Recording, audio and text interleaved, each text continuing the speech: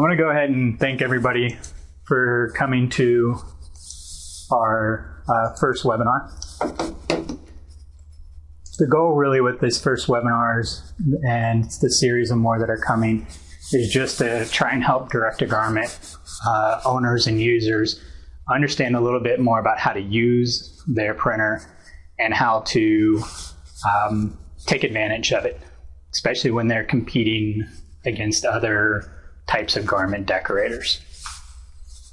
Today's seminar is going to be in regards to doing sales for back to school.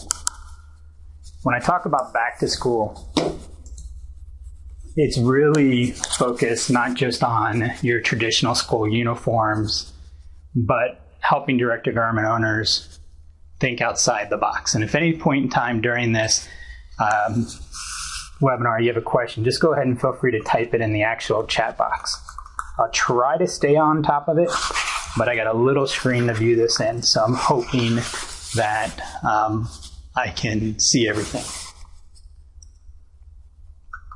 Anytime I start off with working with direct-to-garment owners and helping them go after specific markets, I start off by getting to understand what are the challenges, of going and trying to do sales. In this case, we're talking about how do we go about doing sales to different types of schools. Why are so many garment decorators already currently doing it? What will make a DTG printer successful in doing so? And then what are some of the common challenges? So the first thing I want to look at is, how we're defining what schools are. You're going to have your traditional schools, and your traditional schools are going to be, elementary, middle, high school. Some people would throw universities into that. There's also another level of schools that I always talk with people about and say, look, open your eyes to these different ones that maybe the other garment decorators haven't gone after. And those could be community colleges, vocational schools. You've got your private or non-secular schools, and then also special needs schools. When we talk about schools, I think we might even have some people from overseas online that it could be a little bit different from one state or one country to another with this. But in Florida, where I'm located, we have charter schools. And these charter schools are popping up more. They're funded by the state, but the average garment decorator doesn't pay much attention to these charter schools because they typically don't have that big football team or baseball team. So that's why I bring up, looking at different schools and the options associated with them. When we look internally inside a school, I always like to figure out who the stakeholders are in that school. And in most cases, you're dealing with a 5-tier system. You've got your administration, you have a PTA or Parents Association involved, teachers, sports teams, and then organization and clubs. So what I want to do is look at each one of these, talk about why we want to go to each one of these stakeholders, and talk about some of the challenges that are involved with them. So let's start up at the top. The first one is the school administration. One of the things with school administration is they are basically the ones that choose what goes on the school budget and what doesn't. So they are the ultimate decision maker. Could be the principal, could be the vice principal, or even a committee, depending on how big the schools are. There's the ones that usually make the decision on the school uniforms. And when I talk about school uniforms, there's really 2 different uniforms. A lot of the states or counties are now moving schools or giving them the option of having their own uniform, much like a private or non-secular school uses. So you have those uniforms, and then you also have sports-related uniforms. If anybody's really tried to go after and talk to the principal of the school or vice principal of the school, they'll know that it can be somewhat challenging just because of the time is limited. So typically they have either their secretary or vice principal or somebody else that acts as what I call a gatekeeper. That's the person that is blocking you from getting to the person that makes the decision. So it can become very challenging for a new garment decorator to break into a school unless their child goes there. or they have a friend that works at the school. However, I don't want to tell a DTG printer who probably can't compete on the level of 5,000 school uniforms to be printed that a screen printer can do. But you also don't want to ignore the school administrator, because that's the individuals that have the budget. So what I would recommend, you got a picture of it on your screen and you can actually see one through the video feed, is I recommend using different keepsakes, whether this is a stone coaster that can sit on the actual administrator's desk, that can allow it to be in front of them. I did one that just is a mock-up of the state championship. It doesn't have to be the state championship that you put on, because obviously a lot of the elementary schools don't have those. A lot of schools are going to different certification or grades or evaluations. So in Florida, we have ones that talk about being an A-level school. So you could do a coaster regarding an A-level school as well. The second one for the stakeholders would be the PTA and the parents. Typically, a PTA tends to happen more on a elementary school level, where it creates a sense of community. And they have pretty much very little to no direct control over the funds, but they can be influential for the actual school administrators. I've been told that some PTAs that can be fairly active and put on different events, that you might be able to sell different types of printed garments to.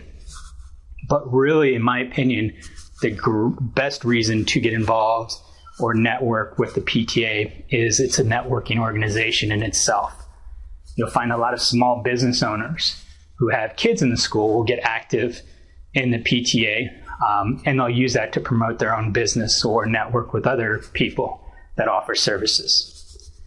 So my take is it's worth your time to network with inside the PTA for more of a reason of getting additional work that's outside of the school. So for example, one of the board members could work at a mechanic shop. In that mechanic shop, you can print their shirts.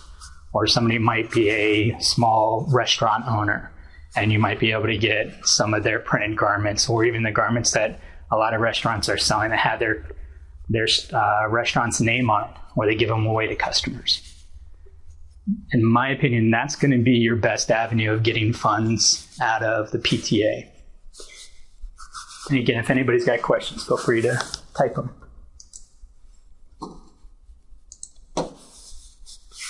Teachers. This is kind of a tricky one, because in my opinion, teachers are the lifeblood of the schools. They're the ones that have direct access to the students, to the parents, and they also report to their school administrators. Unfortunately, teachers have little control over the funds.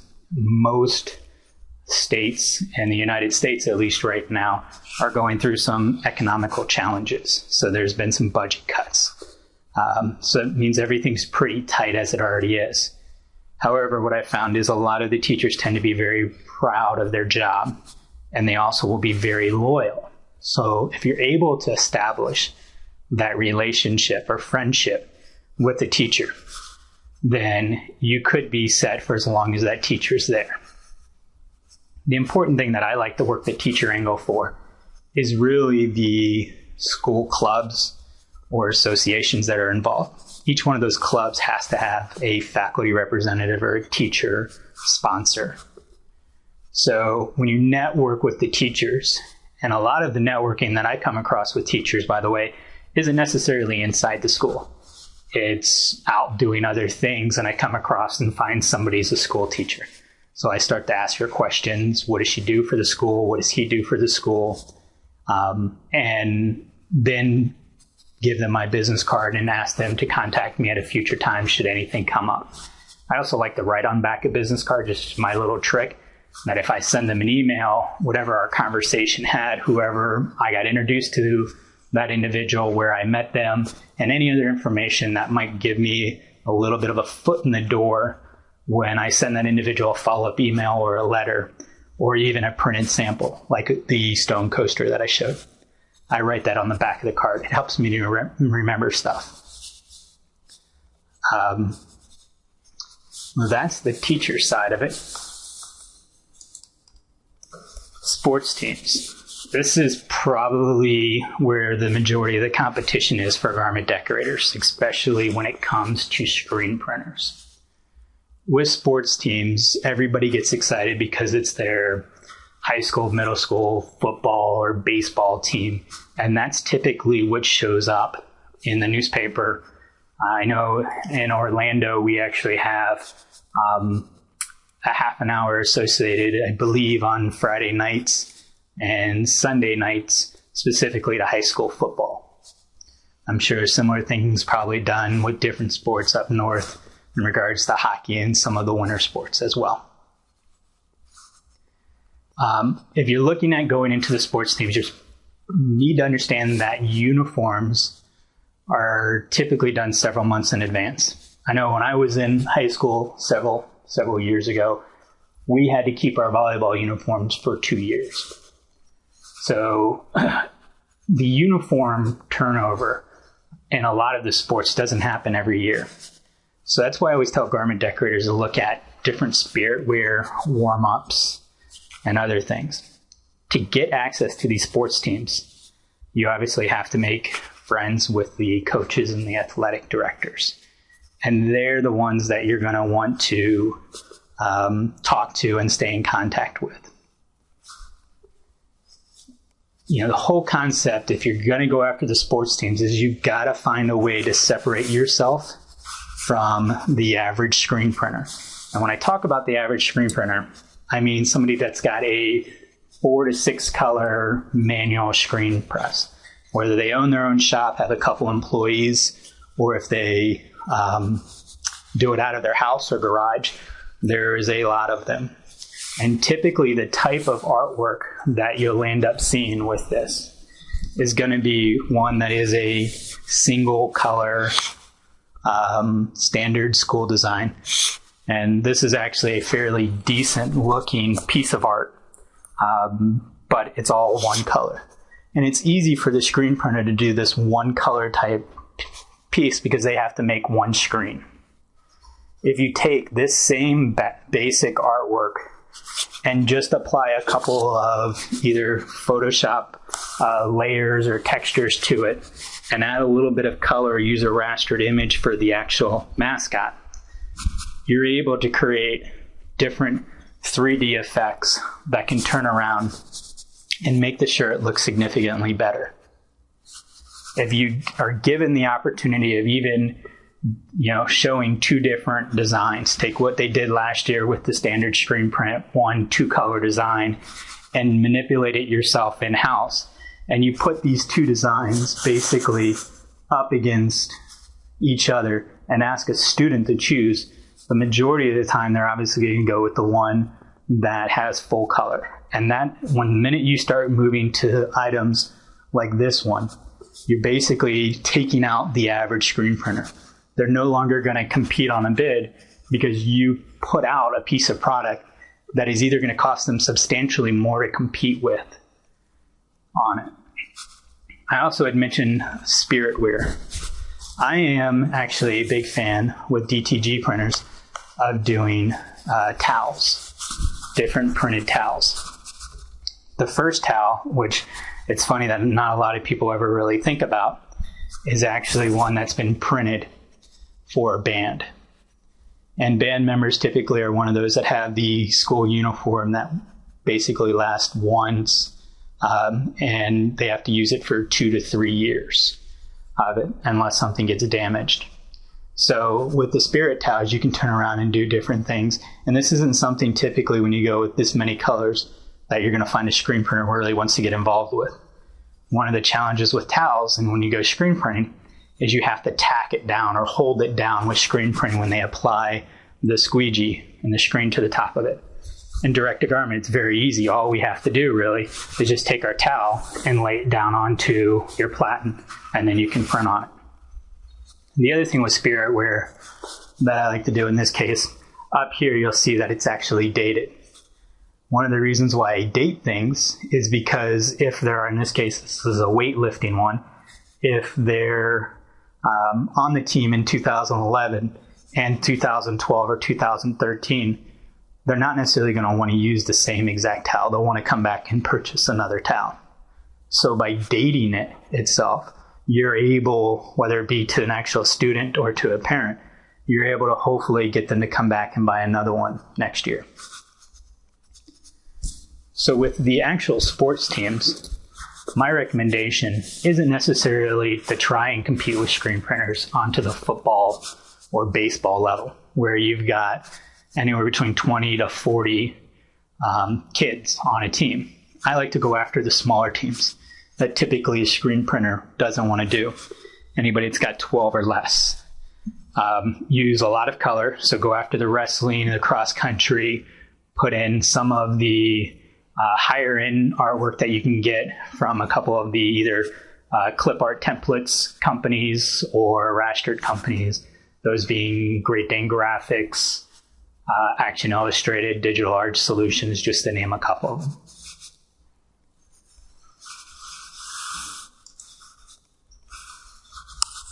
The next one we'll talk about is the clubs in the organization.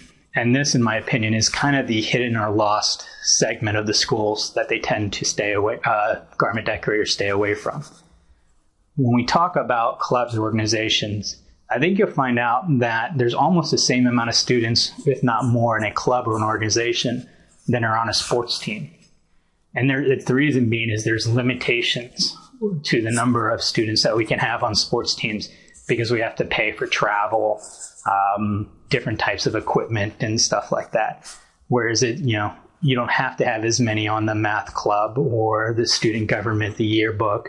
There tends not to be as much travel involved with those.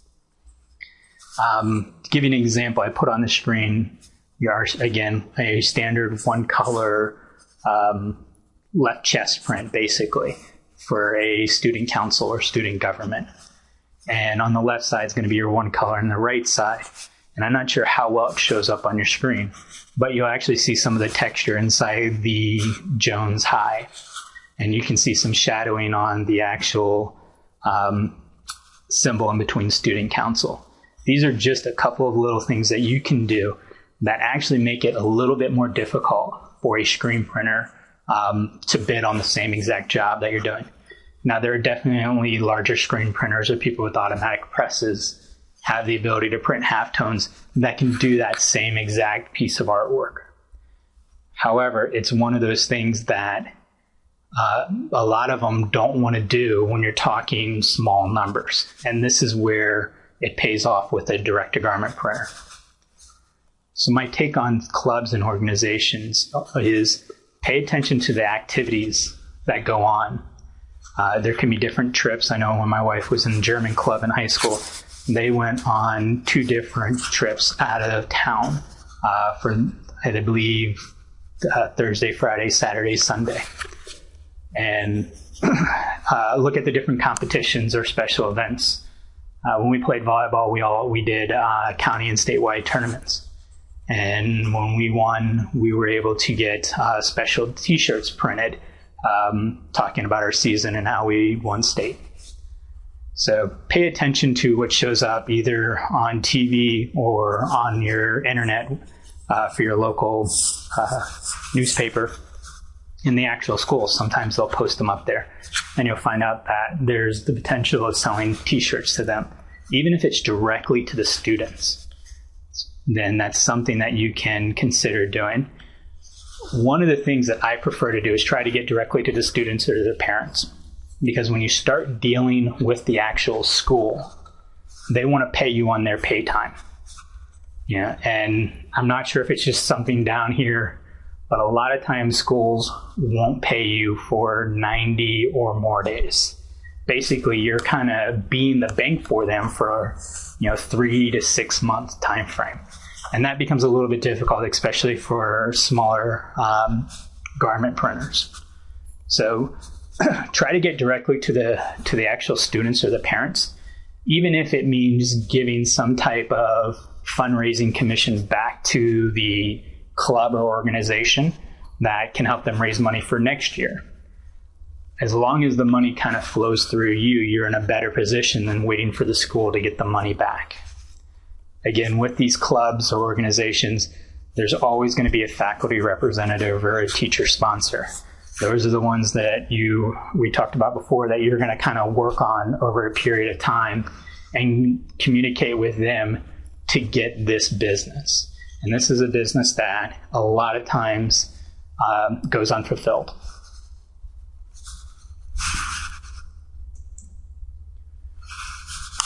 So the big question is, how do we differentiate our DTG company? The crux to a lot of this is the kids are really the heart of the fashion industry. They're what the celebrities and all of the fashion companies pay attention to what they like and what they don't like. So you can kind of follow the fashion market to figure out what these kids would like and then go and start printing items that match that fashion side of it. One of the things I guess now that's really beneficial for DTG printers is the tone-on-tone type printing, which means we're not really using any of the white ink. It's beneficial from a DTG printer standpoint when all we need to do is print CMYK, because our cost of ink typically can be somewhere between 40 to 60, 80 cents, maybe a large graphic, maybe it's $1. But it's a lot cheaper than the minute we start adding white ink into the mixture, because then we also have to include the time to pre-treat, the added cost of the white ink, the printed time that's additional, and then also the curing time. The other thing that I try to talk a little bit about in the earlier example was don't rely on a single one color logo that the school will end up saying, well, here's what we're looking to do. Take their logo, manipulate it a little bit, and give them a sample and say, well, I understand you gave me this one color logo, but here's some other things that we could do, and that could fall within your same price range. That'll help you show off really the benefits of a DTG printer. The final thing with DTG printers is don't rely on traditional print locations. With screen printing and even some inkjet transfers and stuff, it can be somewhat of a challenge for them to print over zippers or print right over a pocket. It's not really that hard with a DTG printer because we can just drop the height down, build up areas that allow us to print over zippers or pockets to make it as level with it. With screen printers, and sometimes DTG printing, we have to get a specialized platen or make a specialized platen, like the one that you actually can see on the screen right now. This platen is a wraparound platen. With DTG printers, we really will only have one platen. Some of them have multiple platen setups that you can purchase that will allow us to print in weird locations. Like in this example, we're actually printing on the actual part of the back, wrapping around the side, and then up to the part of the front of the shirt. If a screen printer wanted to do basically that same exact thing to get a similar type print where it wraps around the edge, they would have to purchase a specialty platen for each one of their stations. So a lot of times they don't go out and purchase specialty platens. So this is one of the things, by going into non-traditional print locations, going over the shoulders or printing in different areas, that'll help you get more jobs, and that'll turn away other traditional screen printers from competing with.